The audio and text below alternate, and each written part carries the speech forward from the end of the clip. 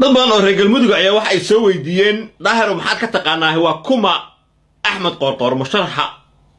ay hadda u bixiyeen ayagu qoorta gareen ee u tartamaya madaxweynenimada galmudug marka waxaan isdul taagayaa inta aan ka aqaano axmed qoorqoor qofka uu yahay la soo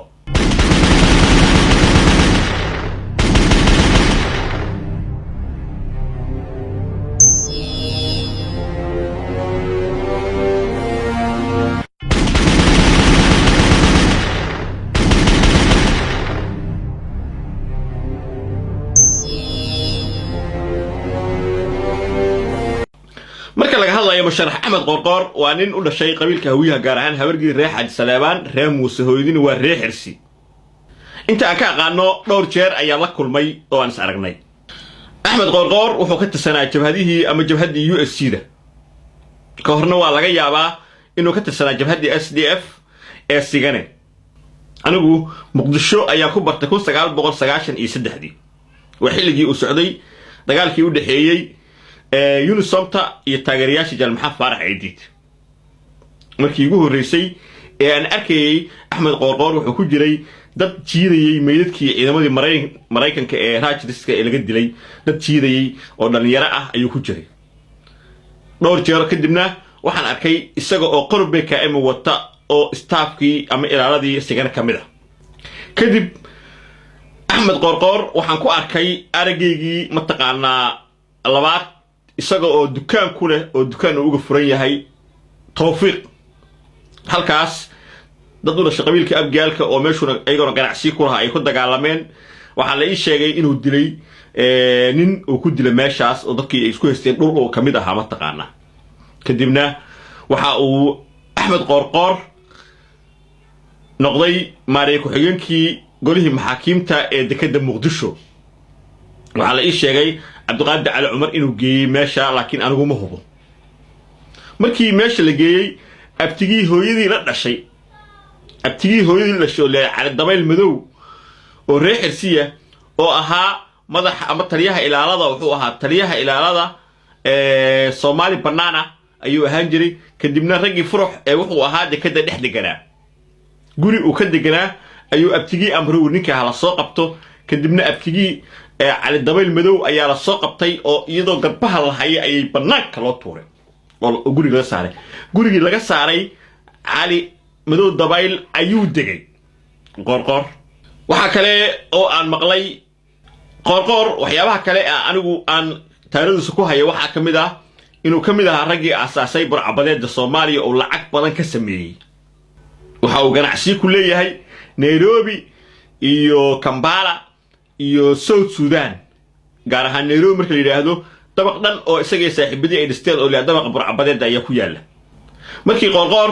uu noqday maarey ku xigeenka dekedda muqdisho waxa uu sameeyay lacag fara badan waxaana la sheegay inuu dhistay ugu yaraan 4 guri oo qurux badan oo muqdisho ku yaala oo ma taqaanaa ka helo kiro oo ka helo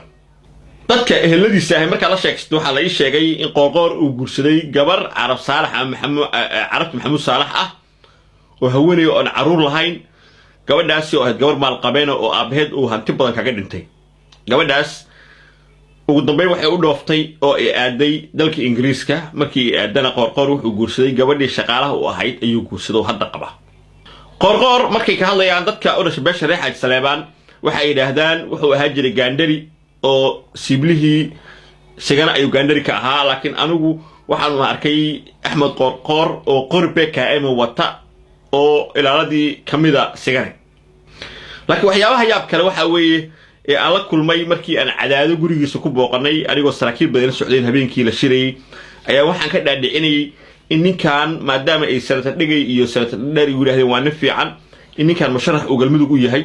markii meesha aan fariisanay banaanka si fiican buu noo soo dhaweeyay waan ku sheehnay meesha saraakiishii laba nin oo kamid ah waxay ku yiraahdeen wariyaa maqashay ma ogta sacad inta nima ka dishay inay 100 wiil kugu maqan tahay ma ogta qoorqoor waa ogahayna ma dhihin ma ogina ma dhihin uu qoslay wuxuu ku yiri waxaas wax hore ahaayeen hadda aan ka hadalno xaalad taagan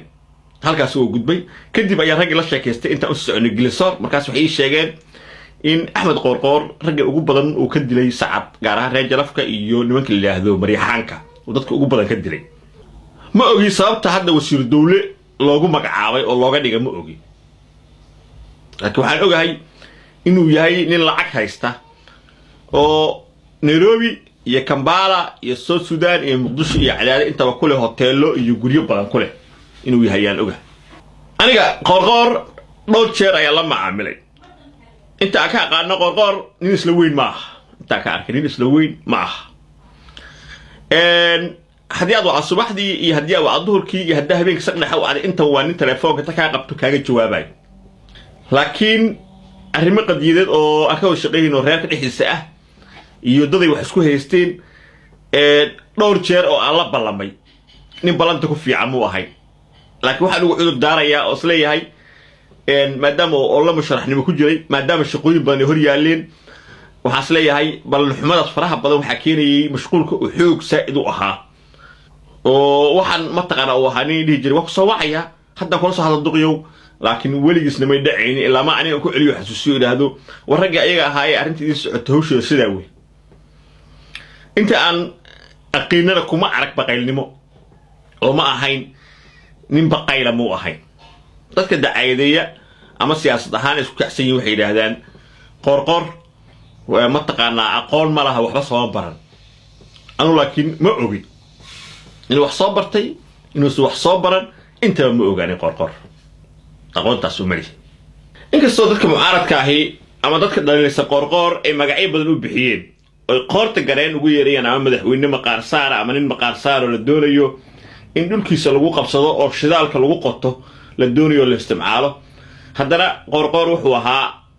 ninkii dagaalka baa la galay Axmed Ducaale Geelle Xaaf ee hor istaagay inuu madaxweyne ka noqdo Galmudug wuxuu ahaa ninka lagu ku dhigay ee uryaamiyay ee dhibaateeyay marka dadka xaleerayaasha waxay leeyihiin Qoorqoor laba arrimood dartoodba madaxweynaha Galmudug ma noqon karo waa koow Axmed Ducaale Geelle Xaaf maadaama uu diiday inuu madaxweyne ka noqdo Galmudug oo dagaal la galay maadaama uu Xaaf dagaalka inta la eg la galay waxay leeyihiin dadku Qoorqoor madaxweyne ma noqon karo oo Xaaf iyo dadku ka dhashay waa diidayaan mar labo waxa laga urinayaa oo leeyahay waa nin maqaar saar oo ah qoorta gareen oo ay wataan ma taqaanaa Qayre iyo Fahad Yaasiin iyo Farmaajo saadada waxa leeyahay ninkan ma noqon karo ma taqaanaa madaxweynaha Galmudug saddex wuxuu ku tumanayaa xaquuq dadka uu ka dhashay ee reer Cad Saleebaan kursigiisa ama inuu madaxweyne ka noqdo Galmudug ayaa waxa kala weyn heshiiskii uu Farmaajo saxiixay ee dhigayay in Cadaadad ay tahay xarunta baarlamaanka Galmudug wuxuu sheekaynayaa Qayre iyo Fahad Yaasiin iyo Farmaajo iyo Saleebaan aniga soo muslimanay qabiilka weyn reer Muusan ka dhashay waxa ma diidi karaan loo baahnay inay Cadaadad noqoto caasimad ayay noqoto xarun baarlamaan waxaas ana islaaxinaya xoog baan ku qabanayaa ciidan baan dhisaya waxaas oo ka sheekaynaya markii aad aragto ninka la yiraahdo Qoorqoor ma nin daraha deegaankii dadku ka dhashay ma taqaanaa qiimeynay ma anu inta aan ka aqaano Axmed Qoorqoor waa inta hadii la weydiisay muxuu tan lahayd inuu madaxweyne ka noqdo Galmudug mise kuma tan lahayd waxaan ka dhiganayaa mar kale hadda sida ay muuqataa madaxweyne nimadii Galmudug ma dhawa inuu madaxweyne Galmudug ka noqdo laftiisa waxay u noqonaysaa wadna xanuun in wadnaha laga qalo operation lagu sameeyo ay u noqonaysaa wax iska sahlan madaxweyne ka noqdo Galmudug ma aha laakiin ninkan waa nin tujaaray burca badanimo ka soo tujaaray xilligii maxaakiimteeda kadib ka soo tujaaray haddana waxa weeye inuu ka tujaari doono siyaasadda ay u badan tahay oo lacag badan ka sameeynayo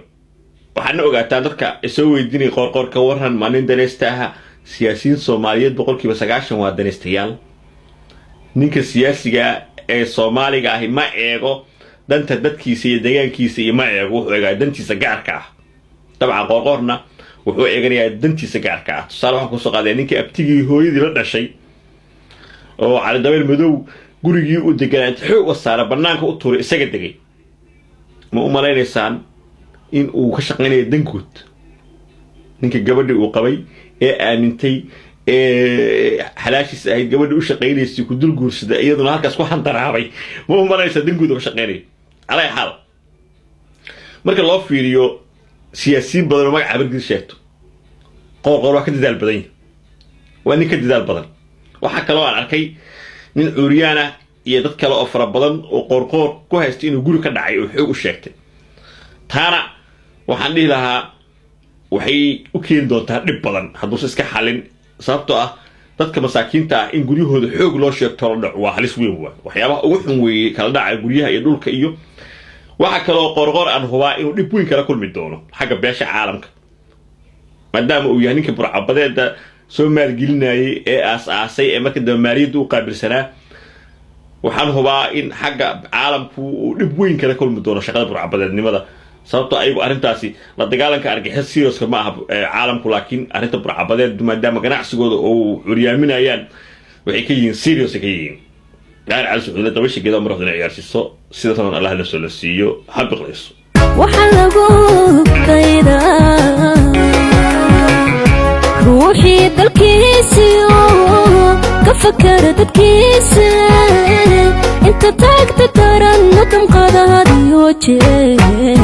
sida daahir cala soo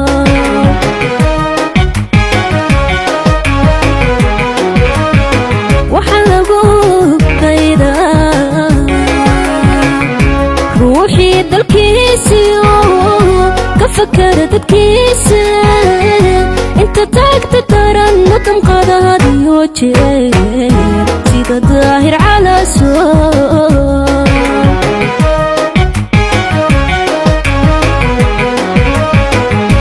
inta lagu tagtaa kibir lagu dilo jirki lagu sameeyo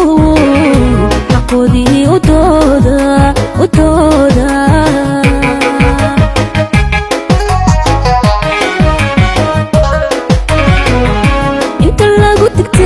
كبر lagu dilo jirti lagu sameeyo xaqoodii u dooda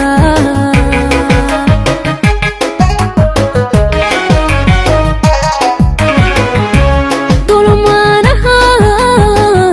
la ciiliyo dayartiyo dhibanaho